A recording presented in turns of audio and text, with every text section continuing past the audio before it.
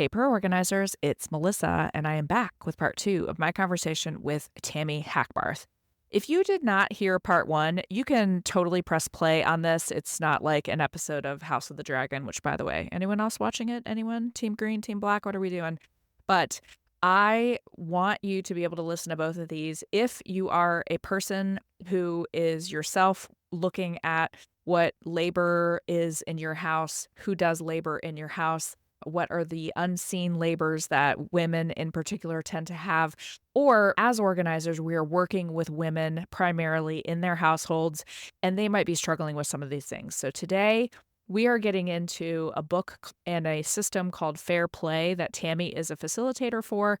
I know a lot of people haven't heard of it. I asked someone last night if they knew what it was, and it was someone that I thought would be totally up on this, and they're like, no, I don't know what you're talking about. So totally recommend listening to this and really internalizing it, both perhaps for yourself, but definitely for clients. I have recommended it to clients many times, and I think that you'll be able to see why. So I will give you Tami Hackbarth at 100% guilt-free self-care. Lots of things we're talking about here. I hope it's helpful. And I hope that you have a fabulous day whenever and wherever you're listening to me. I read an article, a very well-written article a few months ago, and the clickbait headline was, "My wife divorced me because I didn't do the dishes."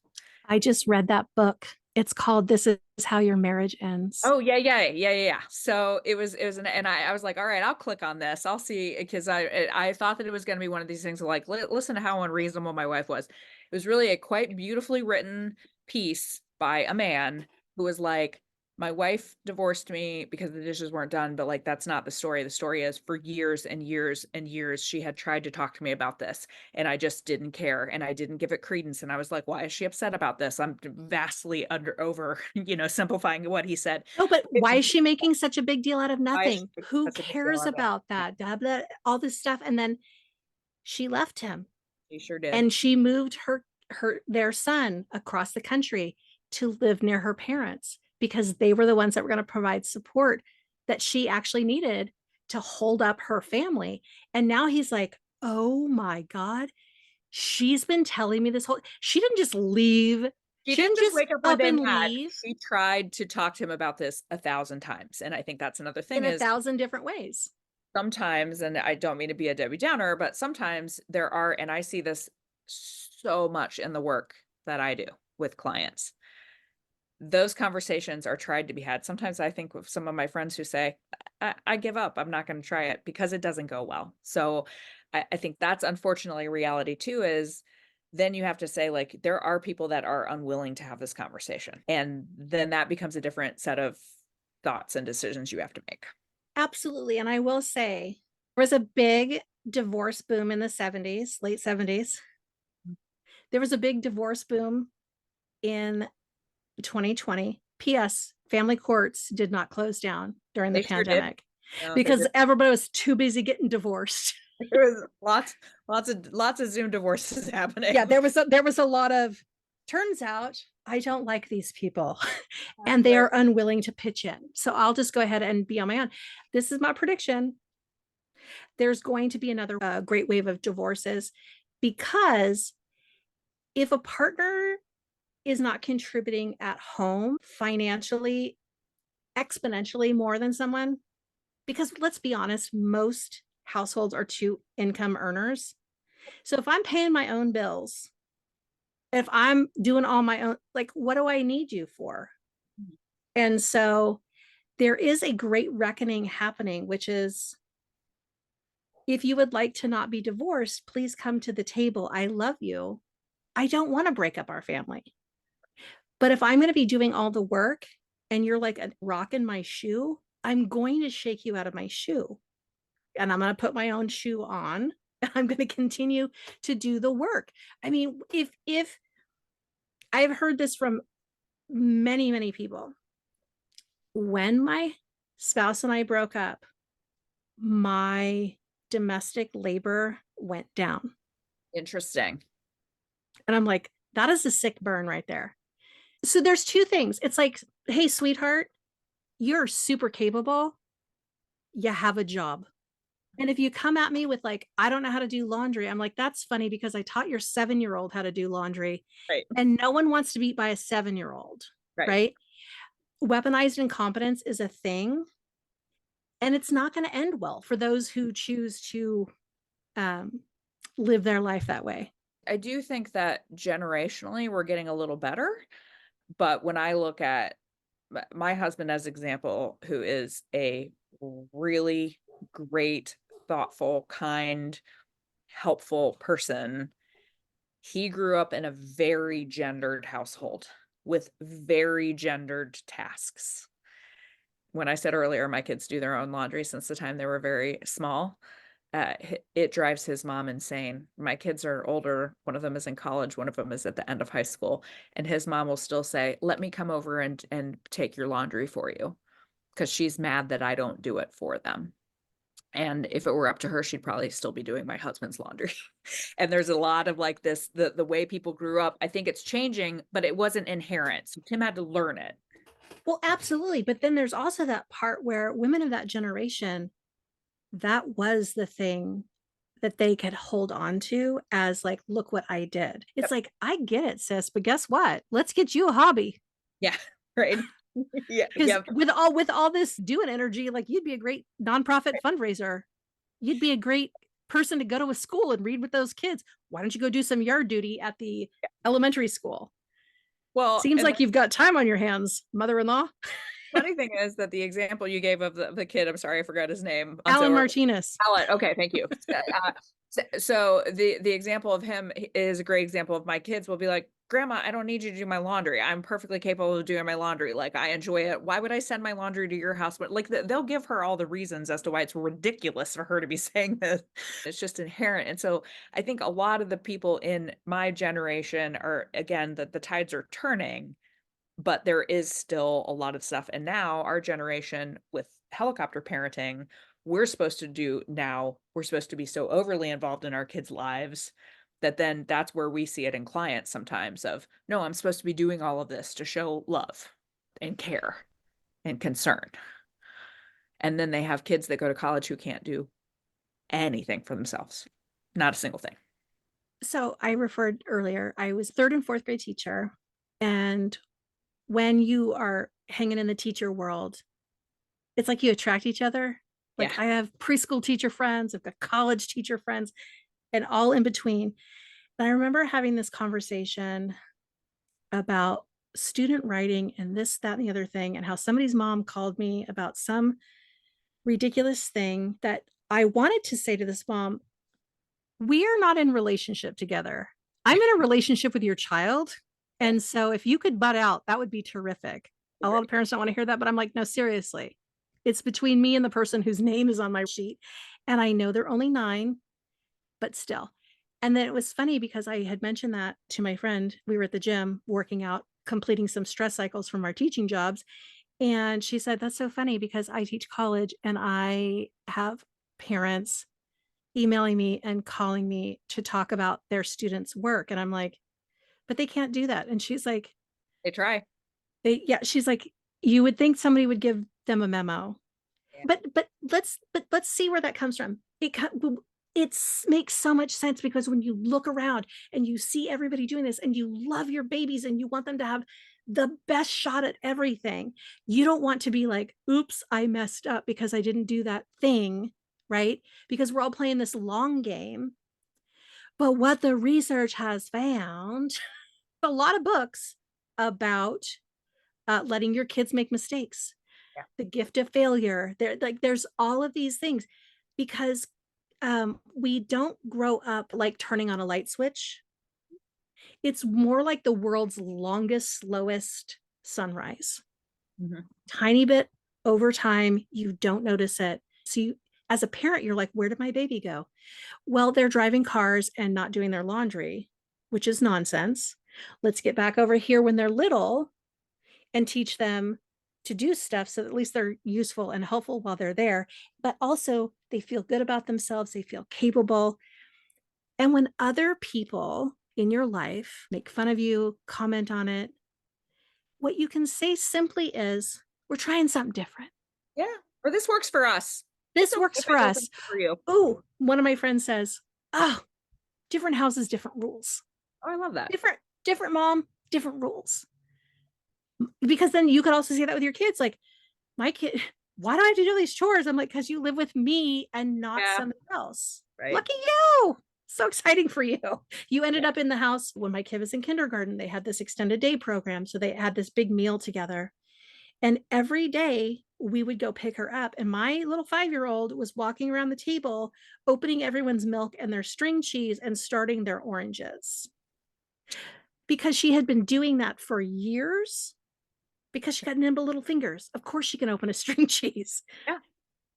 right? She got a really good pencil grip too because she's got all these little muscles that are working. We got to let the kids do stuff so that they can be capable. And we have to be grounded in our own confidence Mhm. that we're giving our kids the gift of a long runway into moving out, Mhm. a long runway into adulthood, like moving out skills. Like, you want your kid to be capable. You don't want the kid that's like banging on the mop bucket going, what is this for? Yeah. When they're 20. You do not realize when your kids are littler because it feels so relentless, right? Like you're tired. Even a middle school kid, it's a lot of work, right? They go to college or they are adults faster than you can fathom. Their time in your home ends way quicker than you think it's going to. And giving them those skills, to your point earlier, unless you want to do this for them for the rest of their lives, which there are some moms who want to, I just don't have to be one of them.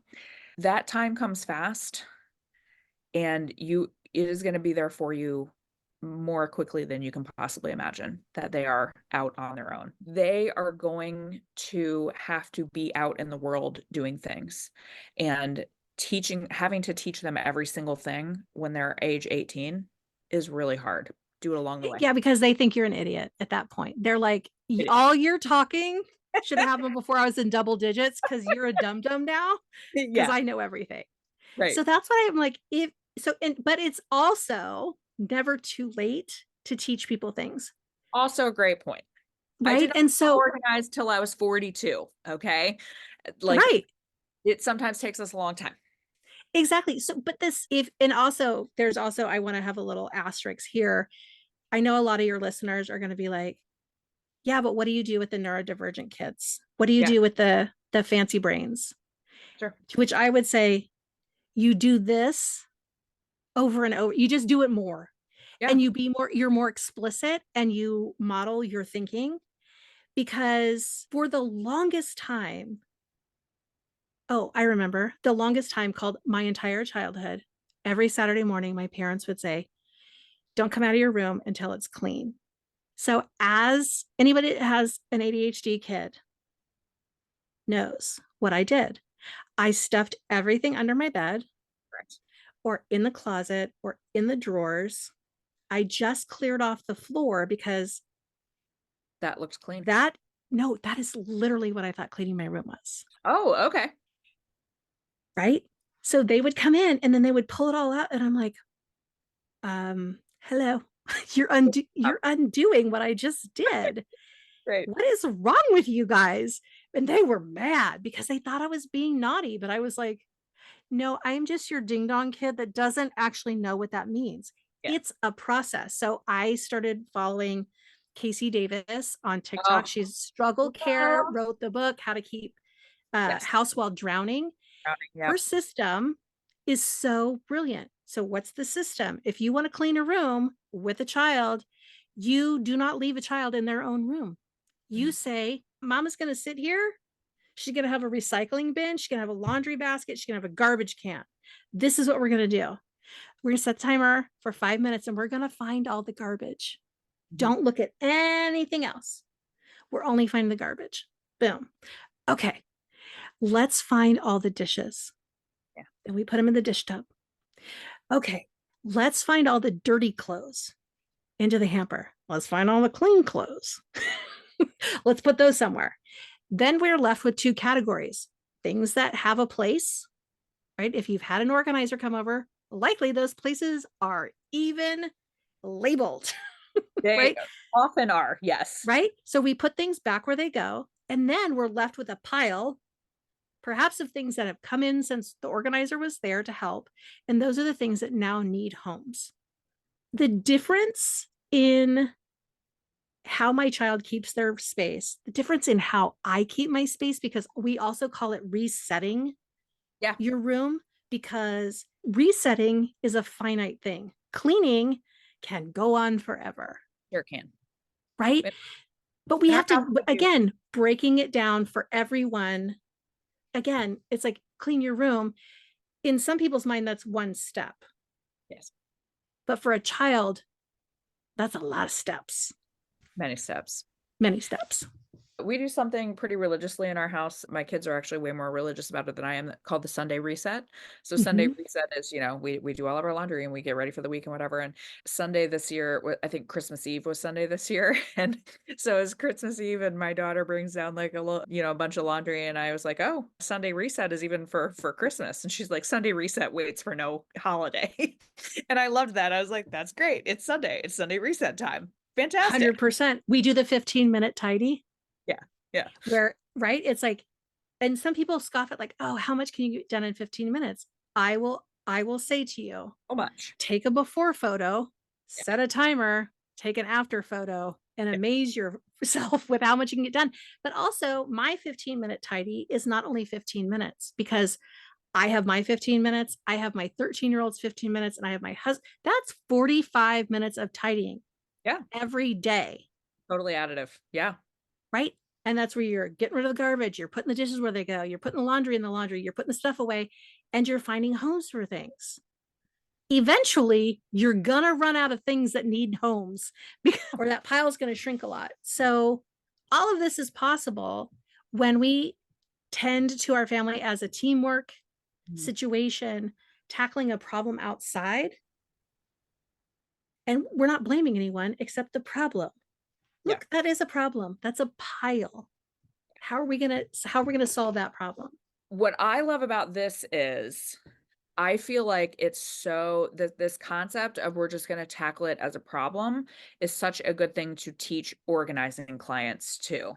Not just about the organizing process, but about how do they keep it up with their families? Because one of the things that I see all the time is, and some families are a little bit more about it than others, is, you might be working with both of the parents or both of the people in the household, and they will be like blaming each other for why things happen. Well, this is his fault. This is her fault. This is the kid's fault. This is their fault. This is what, and I love that concept of like being able to dial down some of that emotion, which in some cases is, again, filled with a lot of anger and resentment of, nope, we're just going to tackle our house as the house is the issue that we want to solve, not the people.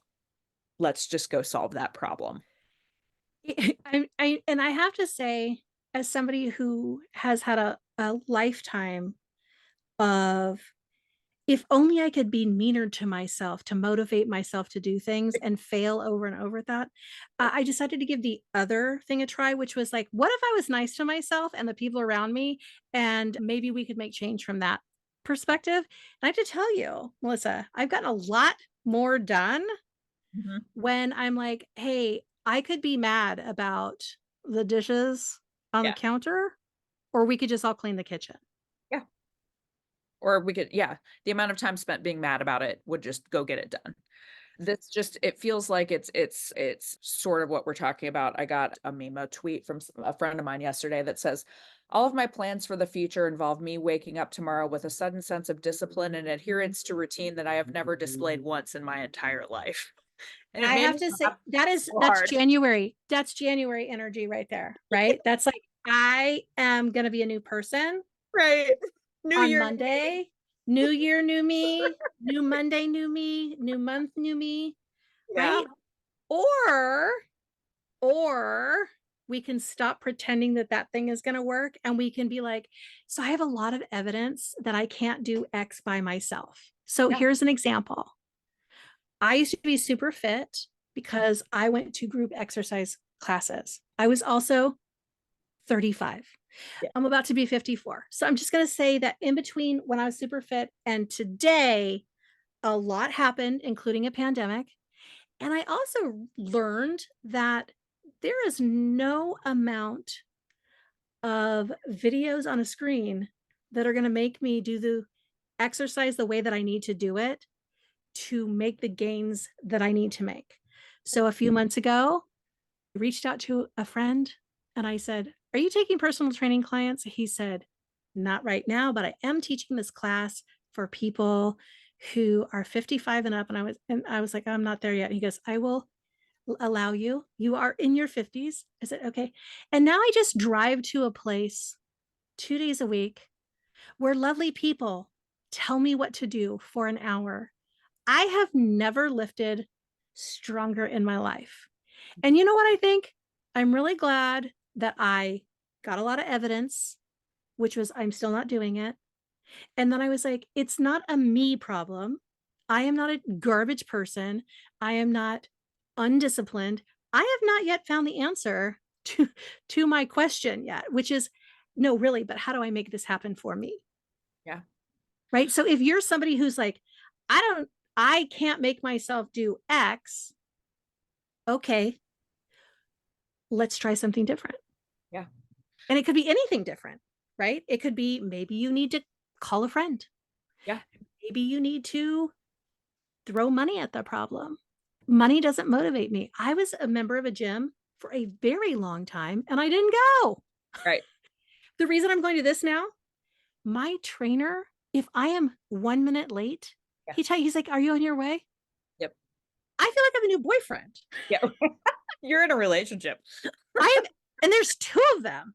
And I'm like, if you miss, they're like, "Are you okay?" I'm like, Right. shit, did I accidentally join a cult? But okay, I mean, I'm gonna be super fit. But the point being is I could be super mean to myself about that, right? Or I could look for ways to remove the obstacles. So if you hate how your house looks and you haven't figured out how to do it, invite somebody over. Could be your sister-in-law, or it could be somebody that you meet through Melissa, and get your house organized. Well, and there are a ton of things in here that I just want organizers to hear too. Of we deal with clients who have a tremendous amount of shame, a tremendous amount of guilt, a tremendous amount of bad self-talk about I'm a bad person because I let my house get this way. And the how to keep a house while drowning. I know her as domestic blisters on the internet, right? Like Yeah.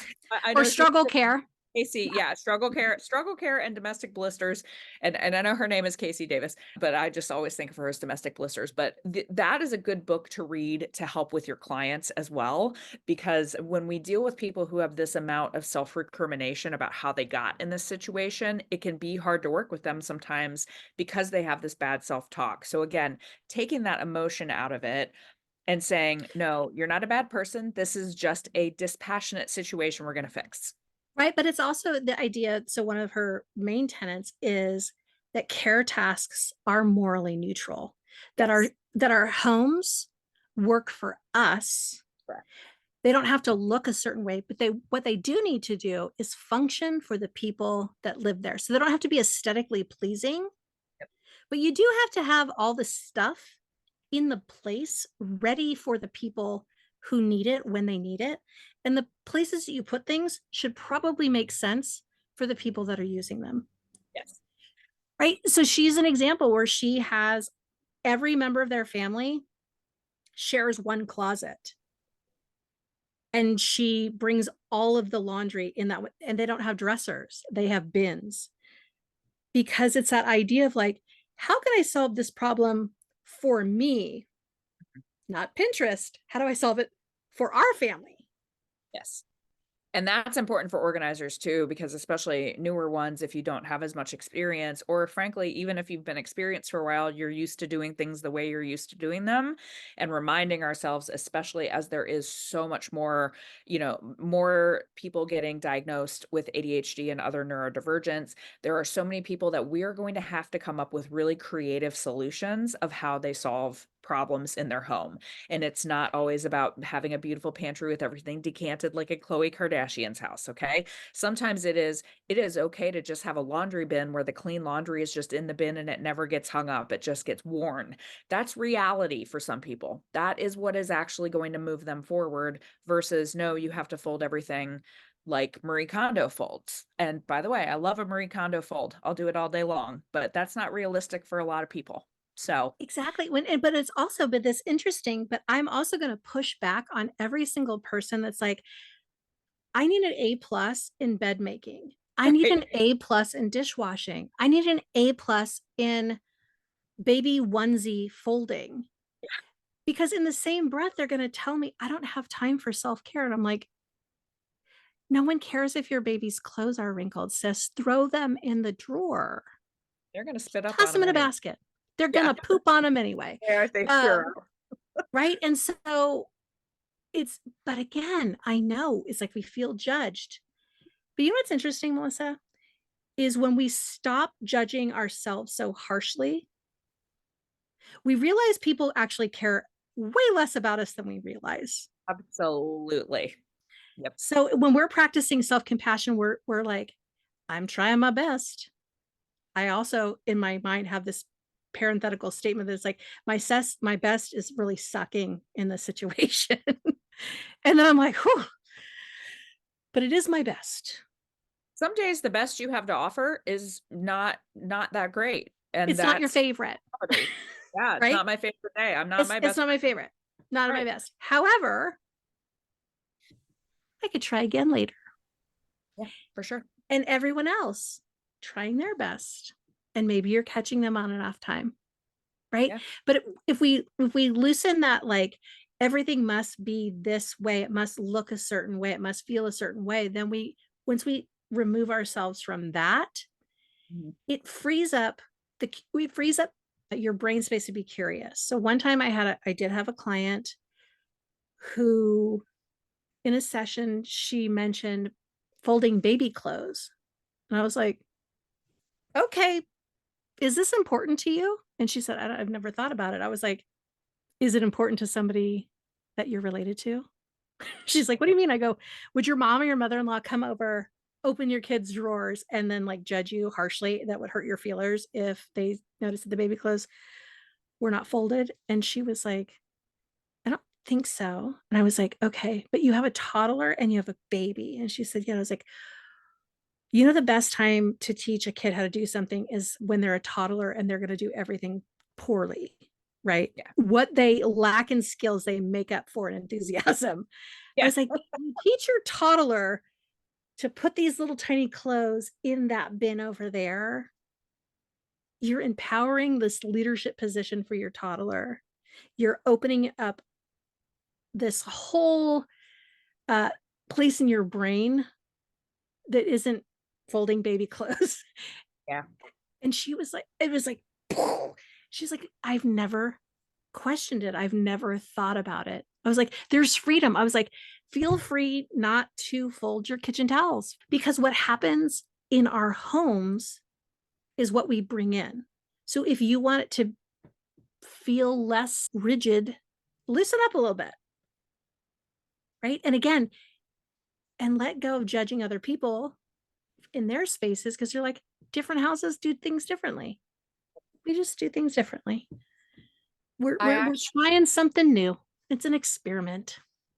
I believe so deeply in the power that a professional organizer can bring to a person's home. I can also judge our own industry for the fact that we have created some completely unrealistic expectations of what an organized home looks like.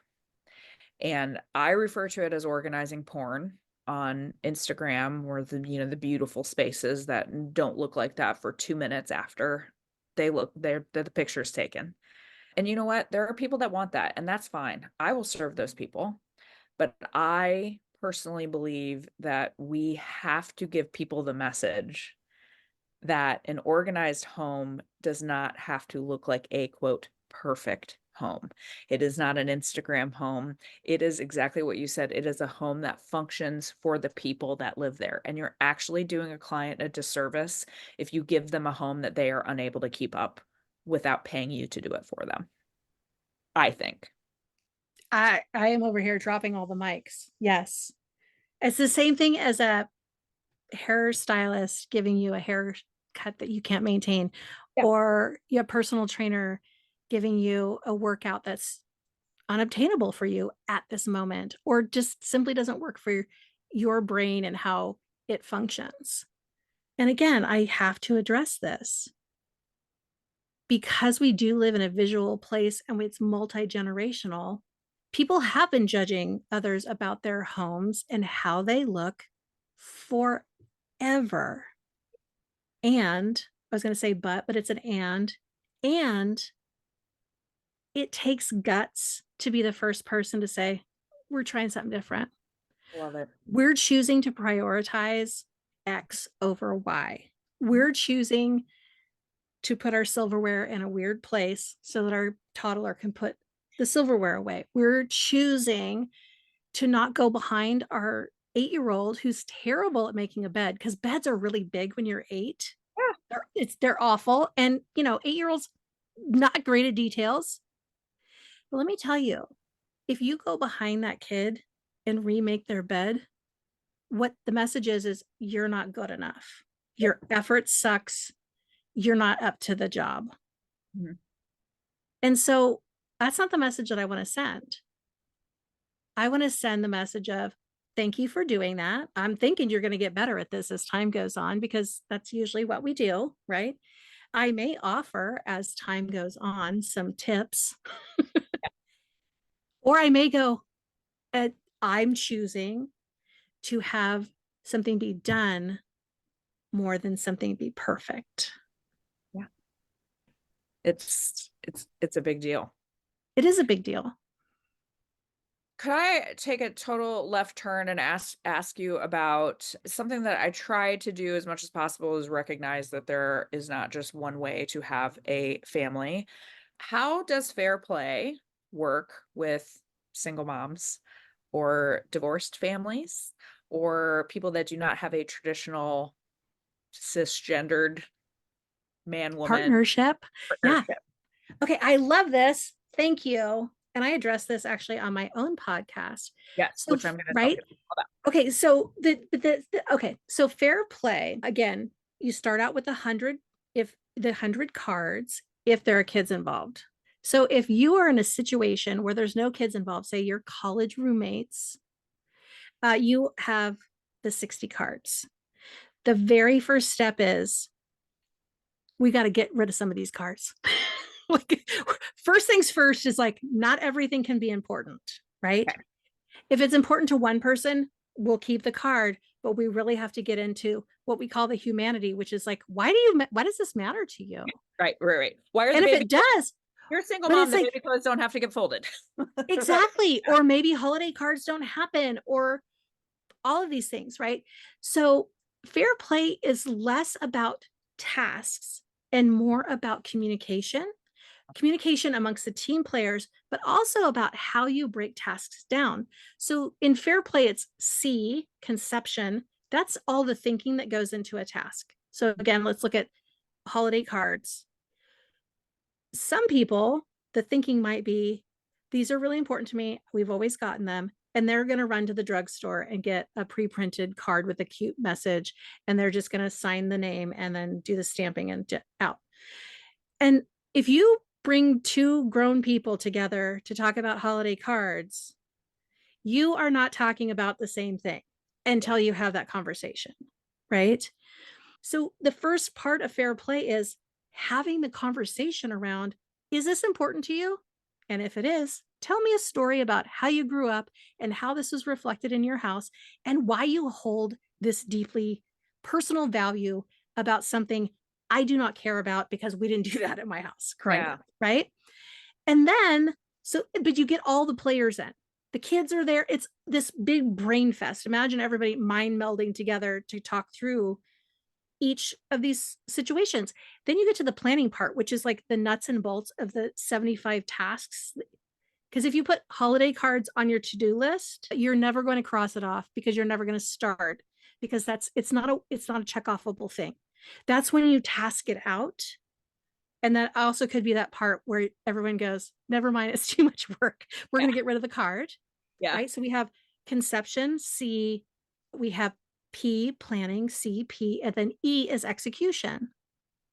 And we go through the entire thing. One person holds the card. So they go from the thinking with everybody, all the stakeholders, to the planning, to actually doing it. Okay. And in those conversations, we talk about the minimum standard of care, which is we'll know the holiday cards are done when they have been delivered, addressed to the post Okay. office, and Yeah. people start getting them. These are conversations that I've never had with my family. Mhm. My parents, I mean, we had a relatively clean house except when they were pulling all my stuff out from underneath my bed. But if they had sat with me and said, hey, honey, this is how we clean a bedroom. First, we take all the garbage out. Then we take all the laundry out. Then we take all the dishes out. Then we put stuff back where it goes. And then we find homes for stuff. I would have been like, well, now you can expect me to have a clean room because I know what you're talking about. Yeah. Right. And since we all grow up in different households, we have ideas implanted in our little brains about how the world works. And we think that everybody does everything the same way our family did, except it can be further from the truth. Right. So if you're coming together and you're living in, say, a college roommate situation, so maybe you're going to talk about dishes. I Mhm. mean, who didn't get a bitchy post it note Yeah. on their door in college or Yeah. cleaning the bathroom? Yeah. Right? Some people maybe never learned how to clean a bathroom. And so you all decide together these are the tasks that go into cleaning a bathroom. And we will know that the person has completed their card because all of these things are done. Say you're a single mom, guess what? Says the very first thing you're going to do is you are going to call those cards. It's about what's important. Like the main thing is it's what is important. And so therefore there are some things because you don't have someone necessarily to help you with these, those have to be off the table Oh, but because what if but what if you're because you're a single mom, maybe you have grandparent help or you have an after school helper or you have neighbors or maybe you do like a childcare swap with another single mom. Mhm. What if you're co-parenting with someone? I mean, could you imagine you and your spouse have gotten what I like to call unmarried? You've gotten unmarried. Now you all have your own homes, but you still share kids. So one of the cards is kids' teeth. Would it blow your mind to know that you could say, hey, you're holding the kids' teeth card, spouse, at another house? And in that way, that person finds the dentist, Mhm. hooks up the insurance, sets up the appointments, takes the kid, does the aftercare, really is very invested in flossing because they're the one getting the stare down at the Yes, they're dentist, getting not the you. laughter. Yeah. Do you know what I mean? But like, so if you're co-parenting, you can say, you're in charge of teeth. I got the rest of the body. I'm doing shots. You're doing sports. I'm doing music. Yeah. You're doing magical creatures. You've got Santa. I've got the tooth fairy. Yeah. But it's this idea, but it is very much like an SOP in Okay. that you're like, all bases are covered. And you're like, but what if my spouse won't do it? Yeah, that sucks. You're right. Absolutely. Call your cards. You can really only control what happens in your own home. Let's be real. This is likely why y'all aren't together anymore. But we build communities with people who want our families to be successful. In my own home, I came over this a long time ago. We have what we call our family success team, and it's everyone who makes our lives easier. So that could be my hairstylist on our family success team Yeah. because I get a cut and I'm done. Gal that does my eyebrows, family success team, the massage therapist, the house cleaner, the grandparents, the occasional babysitter. Who's at the top of everyone's family success team post COVID? School. Yeah. Right. School, that place where the children's go so you can get your work done. It's all of those things that when we first went into shelter in place, we're like, "Oh, I'm sorry, I don't do this by myself." Right. Yep. Right? We let people in to help us because we are a communal species. We all want our teams to be successful. So it's about having a family board of directors of other people, that are on your team and that are helping out. And we understand that team might look very different depending on finances and abilities and all sorts of things. And then if that team is a very small team, it might mean some of the things that are important to you have to become less important. Is that fair? Like some of those things have to come up. Yeah. Well, but I mean, it's the same thing as saying, "Oh, I'm going to learn how to be a skydiving instructor and I have a newborn." Those seasons don't match up. You are busy. You're likely hurt from, creating an infant. You're tired. All these things. So things don't have to cycle off forever, Yeah. but they can ebb and flow. But the nice thing is that you know what you're putting down on purpose. The other nice thing is when you're playing the game, and it is a game, you're tackling problems with your loved ones, but you can also see very clearly people who've dropped the ball. I just interviewed Eve Rodsky, the creator of Fair Play, recently for my podcast, and she told the story about there was a dad who took on magical creatures. Kid lost their second tooth, totally forgot. And he was like, "What do I do?" So he Googled toothfairy@gmail.com, got a response, Yeah. got a response. And then before Fair Play, he would have went to his partner and said, "Why didn't you remind me?" That but because he was owning that card, he's like, "I totally messed this up. Now I need to fix it." And he did because he's a grown up. Our people, whoever they are, when they are not with us, they are successful without us. Your Mhm. children kick ass at school without you. Mhm. Your partner, so good at work. We got to bring that same energy into our own Yeah. organization, Right. right? And so, like, let's have faith in our people. Mhm. We got to let go of our needing to micromanage everyone in our life. Control. Yes. Needing to We got to control. let go of some control because Yep. when you let go of control, you free up time, Mhm. space, energy, bandwidth for your greater pursuits beyond laundry and Yeah. packing school lunches. One of my most despised tasks. I I also think about this. So, every time I have a conversation with someone, I'm always like, oh my gosh, there's so many like applicable things on this. And when I think about this whole conversation, I also think about the people that I serve who are usually solopreneurs. That is another part of this of like if you are just starting out building your business, or if you have a very successful business, or maybe you're in a tougher time right now, so you're having to spend more time with your business. There are so many different applicabilities here where you just say, okay, this is another example of I might have to spend some time over here, extra time working on my business, and therefore I have to let XYZ thing go over here at home and say this is a season that will change. But it's just that whole concept you were talking about way earlier about equal and equitable and all of that. It really makes you think about sometimes you just have to like ebb and flow with what's important to you. Ebb and flow. So the conversation used to be about work life balance, Yeah. as if they're different spaces where different people like were cut in Yeah. half. I'm like, do we cut down the middle, like in the middle of your nose, or is it like from your waist down? No, you bring your whole self to work wherever you're working. And so that the reason I've been talking a lot about fair play because the number one reason people tell me that they do not practice self-care is because they do not have time or resources. So when you play fair play, guess what you get back? Time and resources.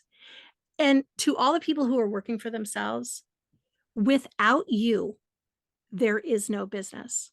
Correct. You are your number one asset. You are the golden goose, my friend.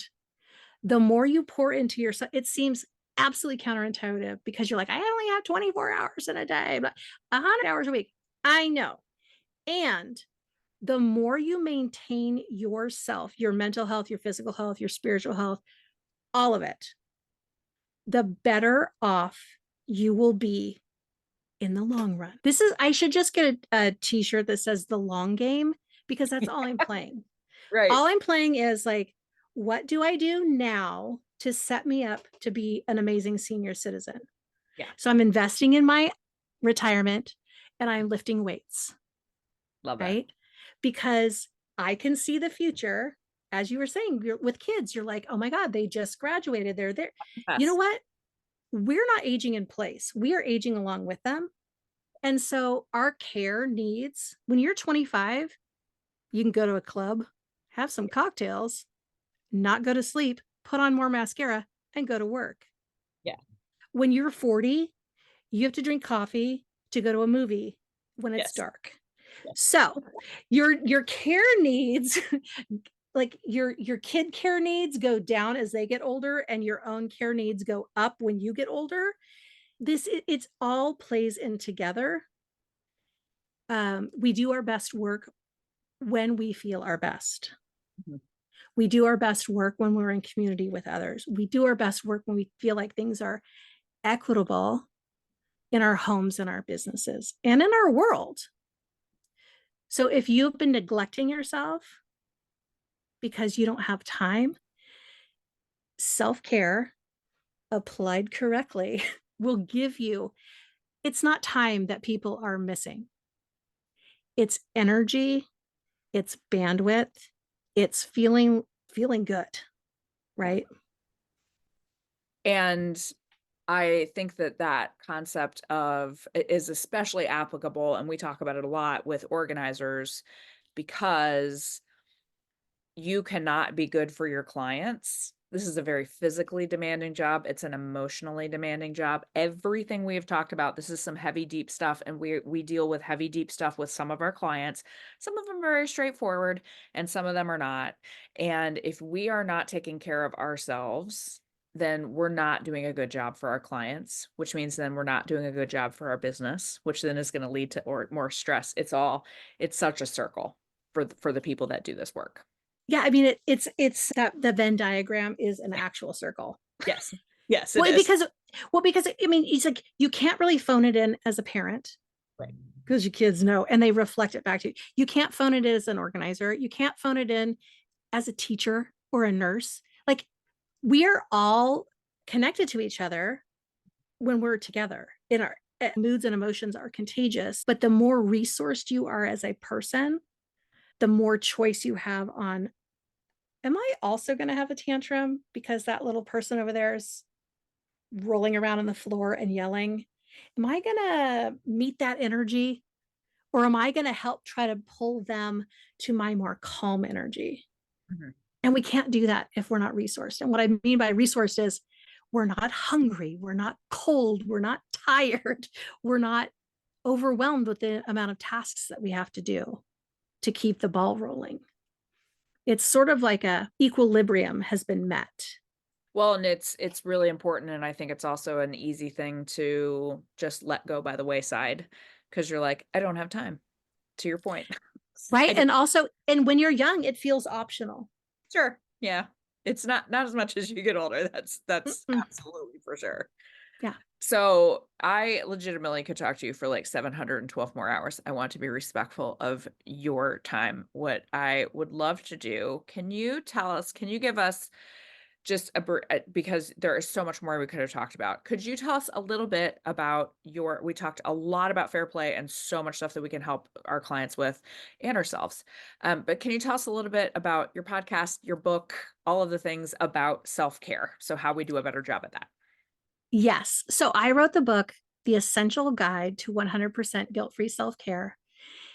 And in it, I dispel the myth that self care is something that's kind of outside that you could buy at Target or from an Instagram ad. And it's not just go take a bath, I It assume. isn't. It is not just go take a bath. And it's also not just take care of your physical body. It's so much more than that. It's about, are you ready for this? It's about boundaries, both at work and at home. There's this great article. that I always quote, and I cannot remember the woman's name right now. But if you Google right now, self care is creating a life that you don't regularly need to escape from. Oh, yeah, I'm gonna have to have you come back and Right? talk Did everyone just get hours tears in their about eyes and that. kind of I'm sweaty in gonna their armpits? So my book is laid out where I give you a little bit of research about like the things that you should do, but I also challenge you to actually do them. Yeah. And it's a really short book. It's 100 pages. And the reason I kept it short is because apparently people are real strapped for time. And I'm like, Yeah. all right, you know what? I'm going to break it down for you. This is what you do. This is how you do it. So you can find my book on my website. You can find it, just Google it. You might even find it at your local library. You could ask them to buy it. And because Yes. it's at my local library, because I asked them to buy it and they did. I also run a group coaching program called Deferred Maintenance. Bec- Does Love everybody that. know what deferred maintenance I is? do. Yeah. So deferred maintenance is that thing that you do on your house or your car where you're like, Yes. And you I know that check engine light just went on. yes. I'm going to go ahead and keep driving. And then 4 days later, you're on the side of the highway Yeah. because you didn't have time to stop then to check to the check engine light, but now you're on the side of the highway. That's the same thing that happens with your self care, right? You've been meaning to get enough sleep. You've been meaning to get your mammogram. You've been meaning to do all these things. And a lot of times when moms have little kids, it's when they get into preschool, when they get into elementary school, when they get to middle school, when they get to so I'm like, okay, but again, our kids are not aging without us, and our care needs do not go down as we get older, right? So I host a year-long program where we meet every week Oh, and okay. we go deep into all aspects of self-care where we create lives that we don't want to ever run away from. And I also have a self-study program where if you're like, you know what, I just actually need one monthly call. I just need someone to check in with me to help me keep the promises that I made to myself about taking this seriously. And if you are somebody who's like, I'm really interested in this time energy bandwidth situation. So you can come on over to my website, TamiHackbarth.com, get on my newsletter list, and you can follow me on Instagram at Tami Hackbarth. Yeah. And I have a Facebook group where you can come on over and join that. And that is 100% guilt free self care with Tami Hackbarth. There are a couple of questions. Okay. So answer the questions if you actually want me to say, yes, come in. But yeah, I'm all about helping all families find their way in this world where we don't have a lot of outside support. So we're building the support inside. And if eventually, if lots of people in lots of houses in lots of neighborhoods, it all spills out into change for the better for all of us. And that's what it's all about. I love it. And I just think I would and all of this information, by the way, will be in the show notes. Sometimes people forget if you are listening to this podcast, there are voluminous notes that you can just click on the episode and all of this information is there. But there are so many resources to help our clients. And that's where I feel just the biggest pull is not just in our own homes, but our job is to help other people live better. And there are so many ways that we can do that and offer help to the people that need a higher level of help. Again, not the people that just want the beautiful pantry, and those are great people that we love to help, but the people who are really crying out for extra help, it is out there. So, And also, another asterisk, there is no shame in the asking for help game. There is an actual TED Talk called If You Want to Be Better at Something, Hire a Coach. oh, I love that. Because and that guy is a surgeon.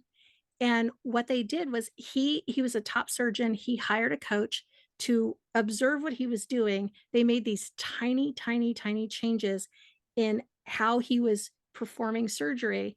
And the death rate of his patients went way down. Their health outcomes went way up. Then they started doing it's it's that idea that you have somebody on your team to be like, you know, if you moved just a little to the left, Right. you would actually be in the frame. And you're like, what? I didn't even see that. Because Right. that's a coach's job. They help you see what you can't see. Yep. And if you want to be better at stuff, you ask for help. Mhm. I mean, I have a lot of coaches. I'm just going to say, I got coaches for everything I want to be better at Yeah. because Well, that's how we get better. as I like to say, therapists have therapists, doctors have doctors. We all need people to help us out. So there are organizers that need organizers to come help them in their own homes. Like there is no shame in that game. So just Exactly. as much as we can help our clients, though, I think that's to me, that's where I find the most joy with my job is to be able to help people live better in their homes. A lot of this is about being a woman in 2024 and beyond. So, Yep. And I'm here to change the narrative that we have to do it all by ourselves yes. because we don't. No, we don't. We don't. I have learned a lot today. Oh, thank you. You're very welcome. Thank you so much for being here. And if you are game for it, we will have you back another time because I would love to talk to you about all of the things non-bath related that are self-care. 100%. Call me, as the kids would say. Because Call I me. just, But I don't just, call me because just text me. yeah, no, Yeah, I I don't use don't my use phone for that. no, no, no. I would prefer my phone not to be a phone, actually. Same. But yeah, I don't know why it just cracks me up that everybody's idea of like self-care is to just go take a bath. No, I love what you said about it's creating a life that you do not want to run away from. That's I'm just Yeah. like But and on a that bumper changes sticker. Like, everything, sure. right? Where you're like, "Oh, Yeah, yeah. I love that. So yes, you will have to come back and we will talk about all that because I could talk to you for hours. Yay." Thank you so much for having me.